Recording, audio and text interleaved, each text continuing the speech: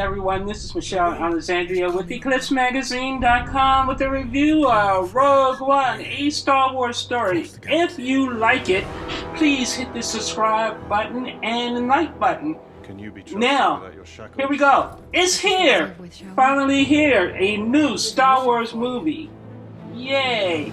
What I fear would happen has come to pass. Star Wars no longer feels special. A new Star Wars film every year for the next 5 years takes away the mystery and awe the franchise has maintained for the last 30 years. What makes Rogue One, a Star Wars story, slightly different is director Gareth Edwards and the writing crew say, F it. We're our own thing and we're not going to be slaves to the past while remaining slavishly to it. Yes, this sentence makes no sense, but work with me here. Every Star Wars film since the original trilogy has felt the need to adhere to a predefined formula and work in characters that we know and love to the point of sapping the freshness out of the film.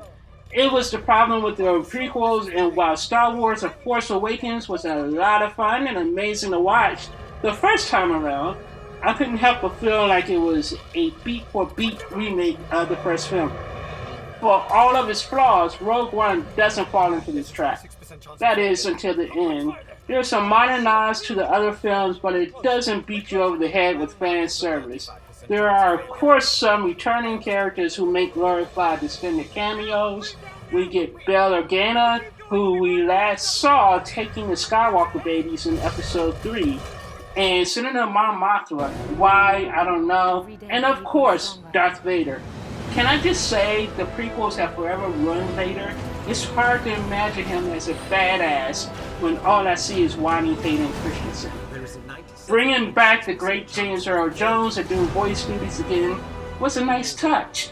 Vader's appearance at the end did provide me with that one moment where I was shaking in my seat and I was screaming to myself, "This is so cool!" And then it was followed immediately by, "Hey, what the fuck just happened?" And I realized this is me being pedantic and maybe being a little nitpicky, and I'm probably one of only 10 people who will notice and really hate what they did in that moment, and I would be really curious to see if you all can guess what I'm talking about. So see the movie, leave a comment, and let me know if you can guess what moment I really hate and why it was a terrible decision. I love the fact that it seemed like they took some chances and didn't adhere to standard name drops or show us some planets we've seen a million times before. This movie, we actually visit all new planets.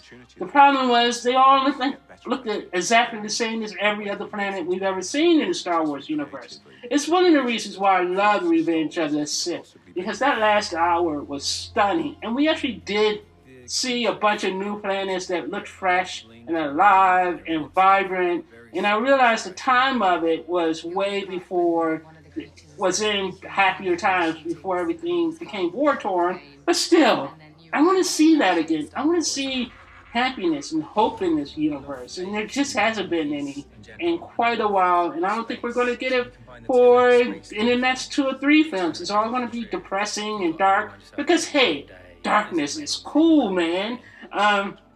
I love the soundtrack to the film. I'm not even going to try to mention the guy's name. His name is Michael Giacchino, I believe that's how you pronounce it. His soundtrack is radically different than previous Star Wars films, and it really made the film feel fresh and new. And the lack of the standard Star Wars title card at the beginning really made me feel like I was actually sitting down to watch something fresh, something different, something that's part of the Star Wars universe, but not really, and totally different. Rogue One introduces a lot of new toys. Characters. Yeah, right, they're characters. But we don't find out anything interesting about these people. And in 2.5 hours, the only character I actually know anything about and actually liked was Jyn Erso, played by Felicity Jones. Her character is really fun and interesting to watch, but at the same time, kind of boring, because she's one of those characters who doesn't care anything about the rebellion or anything at all. All she cares about is finding and rescuing her father, and everything else be damned. So when she gives her big speeches her big rah-rah speeches at the end, there's just no passion to it. It's hard to believe her.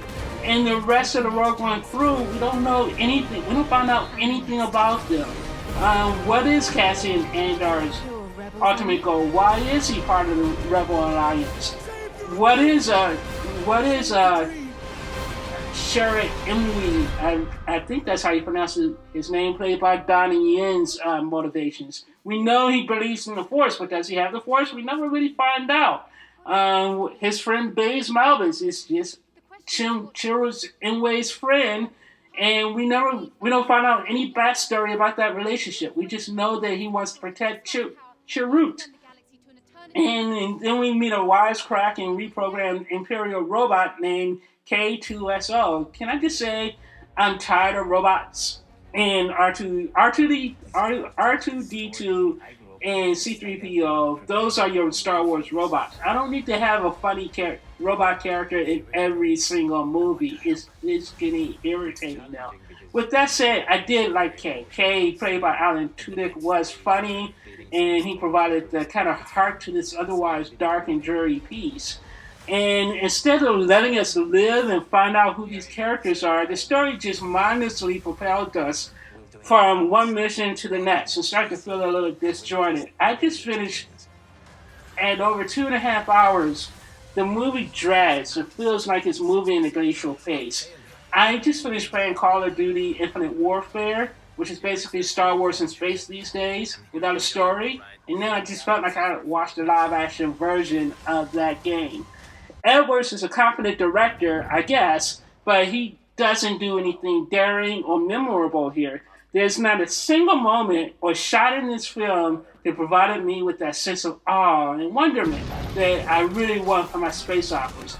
Everything felt like this was a film that they had to do. There's no passion anywhere on screen, not from the actors, the production values, etc. I did laugh when the plans to the Death Star were literally on a giant physical hard drive. Think about that. The plans for the Death Star in the future, in space, were on a giant 80s style physical hard drive. I rolled my eyes hard at that one. I was like, really? After everything that everyone in Rogue One does to get these plans, this movie makes Han's comment at the end of episode 4. It makes him seem like even more of a douche. I'm like, really? You're gonna just walk away after everything these people sacrifice? You, Han Solo, are a douche nozzle. Although he does come back, but still, that was my immediate thought. I was saying, oh my God, you didn't just walk away. And then my other comment was, will stormtroopers ever learn how to shoot? Some of the fighting sequences were just ridiculous and hard to take seriously. I mean, you had at walkers not able to hit anything, once again, and stormtroopers not hitting people who were literally a couple of feet in front of them. I mean, really, one guy was right in front of 20 stormtroopers, and they couldn't hit him. I was scratching my head hard at that. It's hard to judge the cinematography work in this movie because the theater I saw this in had a terrible projection, and I couldn't tell if the movie was just dark and muddy and grimy looking, or if that was actually the theater that made it look worse than it should have been. I'm guessing it's a mixture of the two. The Star Wars world in the last couple of movies have just not been exciting to look at. And every planet, every ship, every costume looks basically the same, and I'm just tired of Star Wars at this point. Every planet, ship, costume looks basically the same, and never seems to want to do anything radically different. That's one of the inherent problems of having a firmly established world that you have to work with. And then you got to make like 10 or 15 movies in this world. At some point, you just get tired of it. And I think I'm reaching that point with Star Wars where I'm just tired of it. I want to see something new and fresh.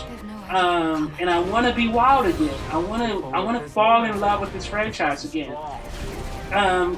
last year's Force Awakens kind of brought that love back, but it wasn't a long-term love because again, that movie was just a remake of the very Star Wars.